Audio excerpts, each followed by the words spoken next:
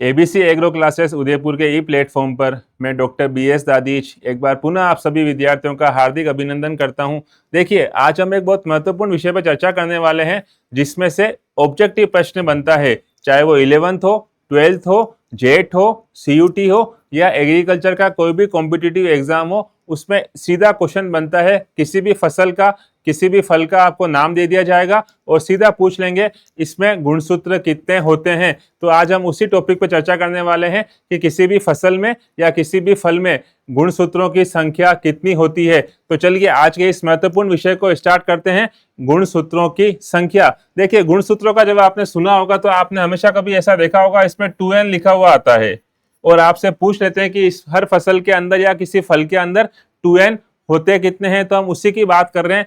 2n के equal जो value लिखी जाती है वो गुणसूत्रों की संख्या होती है। तो हम इसी टॉपिक पे आज चर्चा करेंगे। चलिए प्रमुख फसलों के गुणसूत्रों की संख्या को हम रिवाइज कर लेते हैं, जिससे आप इजीली सब आपको एक ही जगह पर अवेलेबल हो जाएगा। चलिए फसलों की बात करते हैं। सबसे पहले देखिएगा, अगर आपसे ऐसा प्रश्न पूछ लें कि किसी एक फसल का नाम दे रखा है और आपसे पूछ लिया, फॉर एग्जाम्पल आपसे मक्का का ही पूछ लिया कि मक्का में कितने गुणसूत्र होते हैं, मक्का में 2n की संख्या कितनी होगी। सपोज इस तरह से प्रश्न आया, मक्का में 2n की संख्या कितनी होगी। तो याद रखिएगा, मक्का के अंदर 2n कितने होते हैं, 20 होते हैं। याद रखिएगा, मक्का में 2n कितने होते हैं, 20 होते हैं। अब यही आपको अगर पूछ लें मक्का के अलावा किसमें और 20 होते हैं, तो याद रखिएगा 2n बराबर जो 20 होते हैं वो हम बात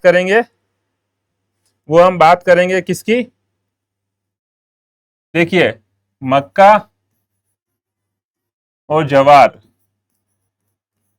इन दोनों में अगर आपसे गुणसूत्रों की संख्या पूछे तो उसका आंसर हो जाएगा 20। किस किस में, मक्का में और जवार में गुणसूत्रों की संख्या कितनी होती है, 20। अब देखिए, यही प्रश्न अगर आपको लहसुन और प्याज के लिए पूछ लें, लहसुन और प्याज, देखिएगा मैं ऐसे दो दो के पेयर बना रहा हूं जिससे आप इजीली समझ पाएंगे। लहसुन और प्याज, अगर आपको इसमें गुणसूत्रों की संख्या पूछें तो याद रखिएगा, लहसुन और प्याज इन दोनों में गुणसूत्रों की संख्या जो होती है वो होती है कितनी, 16। याद रखिएगा। अब देखिए, अगर आपको और पूछना है किसी और फसल के बारे में तो याद रखिएगा, अगर आपको गाजर और मूली का पूछ लिया, दो दो के ग्रुप बता रहा हूं मैं आपको, गाजर और मूली, इनके अंदर जो 2n की संख्या होती है वो होती है, वो याद रखिएगा आप, इनमें 2n की संख्या होती है 18। किस किस के अंदर, गाजर और मूली के अंदर। अब देखिए, अगर आपको इस तरह से पूछ लें मूंग और उड़द के अंदर गुणसूत्रों की संख्या कितनी होती है, याद रखिएगा मूंग और उड़द, इनके अंदर गुणसूत्रों की संख्या जो होती है वो होती है 22। मूंग में और उड़द के अंदर, मूंग का बोटनिकल नेम आपको पता होगा विग्ना रेडिएटा, उड़द का होता है विग्ना मूंगो। इस तरह से मूंग और उड़द का कितना होगा, 22। अगर यही आपको पूछ ले टमाटर और बैंगन का, टमाटर और बैंगन,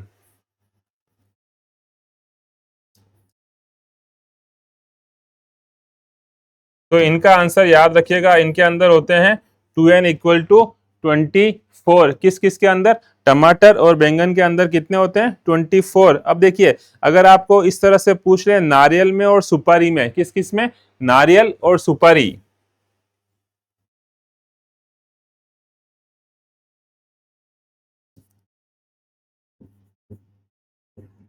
तो इसका आंसर आप याद रखिएगा, नारियल और सुपारी के अंदर जो गुणसूत्रों की संख्या होती है वो होती है कितने, 32। अब देखिए, अगर आपसे सेब का पूछ लें, एप्पल का, एप्पल के अगर आपसे पूछ लें, एप्पल, सेब,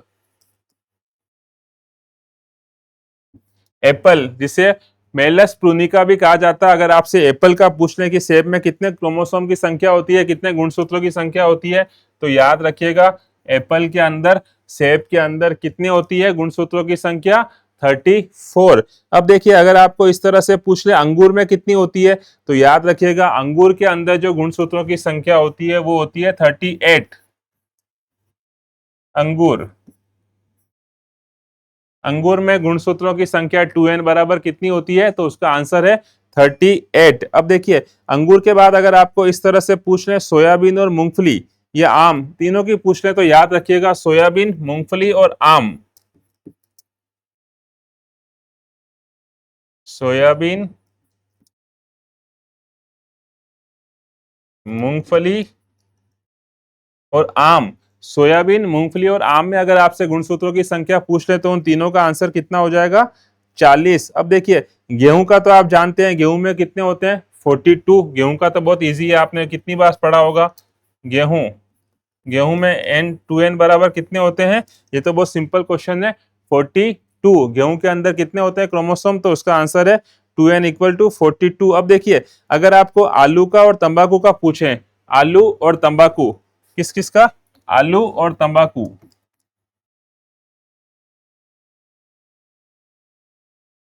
तो आलू और तंबाकू में जो गुणसूत्रों की संख्या होती है वो आप याद रखिएगा, आलू और तंबाकू के अंदर गुणसूत्रों की संख्या होती है 48। अब देखिए अगर आपसे इस तरह से पूछ लें स्ट्रॉबेरी, स्ट्रॉबेरी में कितनी होती है? तो याद रखिएगा स्ट्रॉबेरी टेम्परेट फ्रूट है। स्ट्रॉबेरी के अंदर अगर आपसे पूछ लें तो स्ट्रॉबेरी में कितने गुणसूत्रों की संख्या होती है? तो याद रखिएगा, सॉरी स्ट्रॉबेरी में 46 नहीं होते हैं, 56 होते हैं, 56। स्ट्रॉबेरी में कितने गुणसूत्र होते हैं? तो याद रखिएगा स्ट्रॉबेरी में होते हैं 56 क्रोमोसोम होते हैं। अब देखिए अगर आपसे गन्ने का पूछें तो गन्ने के अंदर जो गुणसूत्रों की संख्या होती है, गन्ने में गुणसूत्रों की संख्या होती है, याद रखिएगा 80। गन्ने को नोबल कैन कहा जाता है, 780 सेकेरम ओफिसिनेरम भी कहा जाता है। अब देखिए अगर आपसे इस तरह से पूछें भिंडी के अंदर कितने क्रोमोसोम होते हैं? तो आप जानते हैं भिंडी का तो क्वेश्चन बहुत एग्जाम में पूछा गया है। भिंडी भिंडी में गुणसूत्रों की संख्या होती है कितनी? तो याद रखिएगा भिंडी में गुणसूत्रों की संख्या होती है 130। इस तरह से अलग अलग चीजों के आपके सामने प्रश्न बन सकते हैं। अब देखिए अगर आपसे देशी कपास के क्रोमोसोम पूछ लें, देशी कपास,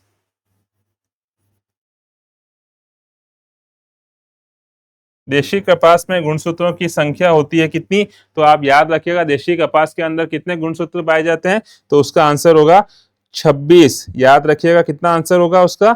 26। इसी तरह से अगर आपको शक्करकंद का पूछ लें कि शक्करकंद में गुणसूत्रों की संख्या कितनी होती है, शक्करकंद, तो याद रखिएगा शक्करकंद में जो गुणसूत्रों की संख्या होती है वो होती है 90। कितनी होती है? 90। याद रखिएगा। और अगर आपको इसी तरह से बेर का पूछ लें और कॉफी का पूछ लें तो याद रखिएगा कॉफी और बेर, अगर आपसे कॉफी का पूछें तो कितनी होती है और अगर बेर का पूछ लें तो कितनी होती है? तो याद रखिएगा कॉफी में गुणसूत्रों की संख्या होती है 44 और बेर के अंदर गुणसूत्रों की संख्या होती है 48। बेर में कितने गुणसूत्र पाए जाते हैं? तो उसका आंसर है 48। अब देखिए अगर आपको जामुन का पूछे कि जामुन में कितने गुणसूत्र होते हैं, जामुन, तो याद रखिएगा जामुन में गुणसूत्रों की संख्या होती है 40, 40। इस तरह से एग्जाम में किसी भी फसल का नाम देके आपसे डायरेक्ट प्रश्न पूछ सकते हैं। केला ट्रिप्लोइड होता है, आप जानते हैं, बनाना केला ट्रिप्लोइड होता है। ट्रिप्लोइड में कितने गुणसूत्र पाए जाते हैं? तो याद रखिएगा केला ट्रिप्लोइड होता है, उसमें 33 गुणसूत्र पाए जाते हैं। ट्रिप्लोइड होता है इसलिए इसमें कितने आंसर आएगा इसका? 33। किसका? केले की बात कर रहे हैं हम। खजूर और चीकू का पूछ लें अगर आपसे, खजूर और चीकू, तो याद रखिएगा खजूर और चीकू,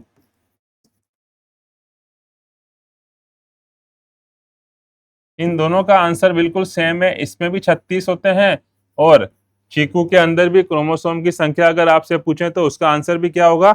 चीकू और इसके अंदर, खजूर के अंदर 36 क्रोमोसोम पाए जाते हैं। अब देखिए अगर आपको कभी अलसी का पूछ ले, अलसी में कितने गुणसूत्र होते हैं? अलसी, अलसी में गुणसूत्रों की संख्या अगर पूछ लें तो अलसी में कुल गुणसूत्र 30 पाए जाते हैं। ये आप याद रखिएगा कितने गुणसूत्र होते हैं अलसी के अंदर? 30 गुणसूत्र होते हैं। अब देखिए अगर आपको इसी तरह से पूछ ले आंवले का, तो आंवले में याद रखिएगा आंवले के अंदर गुणसूत्रों की संख्या होती है 28। आंवला, आंवले के अंदर अगर आपसे गुणसूत्र पूछे तो उसका आंसर आप बताएंगे 28 गुणसूत्र पाए जाते हैं आंवले के अंदर। अब देखिए फूल गोभी और पत्ता गोभी का पूछे अगर आपसे, फूल गोभी और पत्ता गोभी,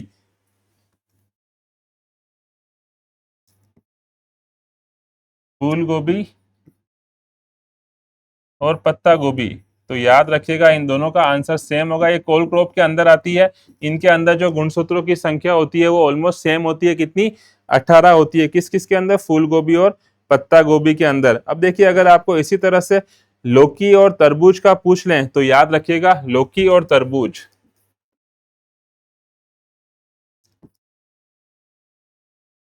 तो इन दोनों के अंदर जो गुणसूत्रों की संख्या होती है वो बिल्कुल बराबर होती है।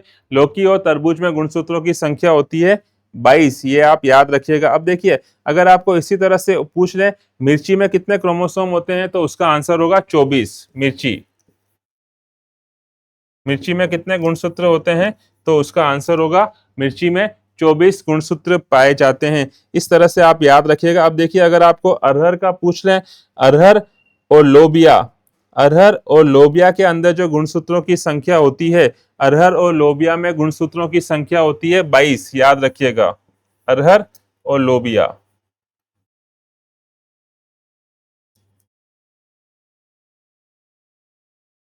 अरहर और लोबिया के अंदर अगर आपसे कभी गुणसूत्र पूछ लें कि इनमें कितने गुणसूत्र होते हैं तो उसका आंसर आप क्या बताएंगे, उसके अंदर आंसर होते हैं 22। अब देखिए अगर आपको कभी काजू के गुणसूत्र पूछ लें कि काजू में कितने क्रोमोसोम होते हैं तो याद रखिएगा काजू के अंदर एनाकार्डियम जिसको बोलते हैं, काजू के अंदर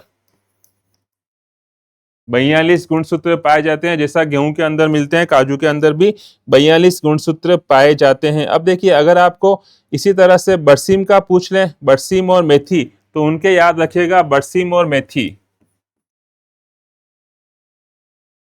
बरसीम और मेथी, इनके अंदर अगर आपको गुणसूत्रों की संख्या पूछ लें तो याद रखिएगा बरसीम और मेथी के अंदर 16 गुणसूत्र पाए जाते हैं। अब देखिए बाजरा के गुणसूत्र अगर आपको पूछ लें, बाजरा और मटर, बाजरा और मटर, तो याद रखिएगा